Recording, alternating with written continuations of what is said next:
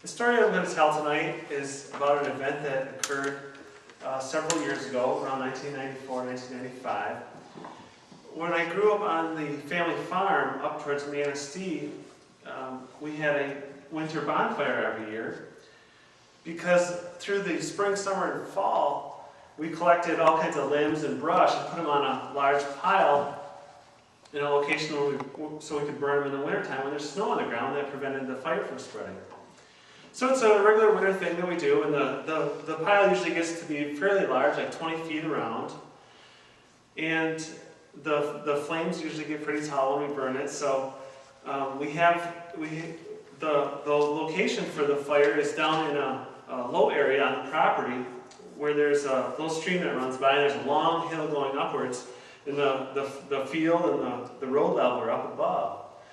So this particular winter that we burnt this pile, we started it after dark in the evening to help mask the smoke. My dad is in the local volunteer fire department, so we don't need any neighbors being concerned about that, and calling the people over to put out our little bonfire that we have. So the next day, the bonfire burns the center down, and there's always a bunch of stuff left around the edges. So every year, my dad takes the tractor that he's got with a large bucket on the front and pushes it all together. He goes down there and works around the fire and pushes it all in. Well, this particular year, he pushed it all towards the center onto all these hot coals, and he got stuck there with his tractor. So me and my brother happened to be at home that day when we were up at the house, which was around 300 yards away from this bonfire that we have.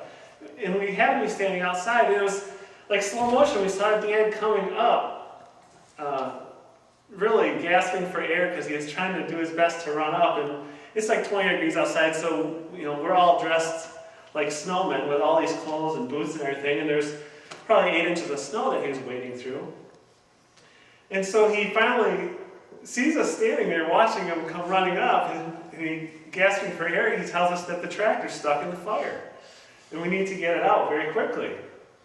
So he immediately sends my brother in a 4-wheel drive truck down to our neighbor's house to get him. His name is Jeff, and he helps us around the farm sometimes, and he knows how to run our equipment, so we thought we need him. So me and my dad get into a boom truck that we've got, a record truck that's an old military vehicle with a 20-ton winch on the back to pull this tractor out. So as we were getting ready to leave, we put 2 cement blocks on the back bumper to put behind the tires of this truck so we can have something to block the vehicle while we're pulling. So we take off in the truck on the passenger seat, and Dad's in the driver's seat. We go past the garage and turn the corner and out into the field up on top of the long slope down to this fire. So as we're pulling up, Dad explains to me that my job is to put the cement blocks behind the tires, and he's going to take the cable down to the tractor and hook it on. So I jump out of the cab and run around the back, and the cement blocks weren't there. So immediately I take off running back down the tracks that we came, and I got like 50 yards, and he's yelling at me, "Where are you going?" And I turned around and explained to him that the cement blocks are gone. And it took him a minute to comprehend, but he kept going down the hill with the cable to hook it onto the tractor. So I keep going and going and going looking for these cement blocks, and they're gray, and the snow is white, so it's hard to see them.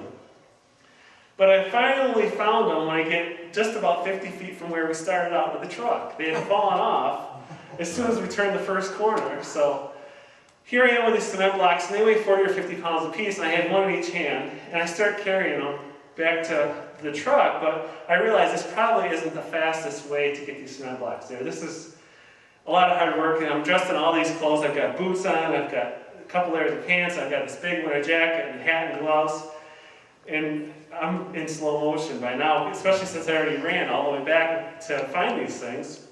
So I happened to realize that the snowmobile is parked right there, and it was an old snowmobile. It's a 72 Hardcat, and we had headed out earlier in the day, so it was facing in the right direction, and it was uncovered and everything.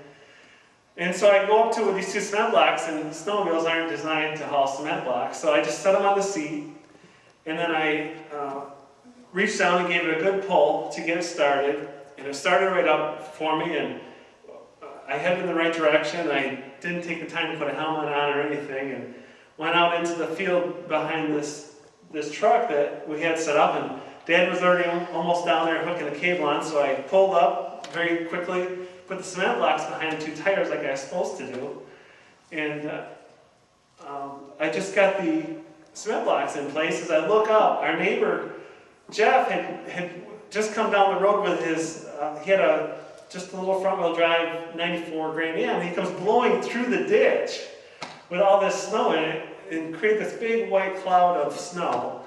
And this car came flying across the field. I don't know how he made it through all that snow with this little car, and my brother was behind him in the Blazer. And between all of us, we managed to get the winch going in the right direction to pull the tractor up out of the fire. And fortunately, we got it clear and everything was fine. The flames had started to lick at the bottom of the tractor a little bit, but it was pretty safe, and we made it out just in the nick of time. We couldn't have waited too much longer, or things would have gotten a little more drastic. But needless to say, in the last 15 years or so, Dad has still never managed to get stuck again in that fire. He learned his lesson really well that year, and it was a situation that fortunately worked out to the best of our ability. So thank you for listening to my story, and I'll turn it back over to the Toastmasters.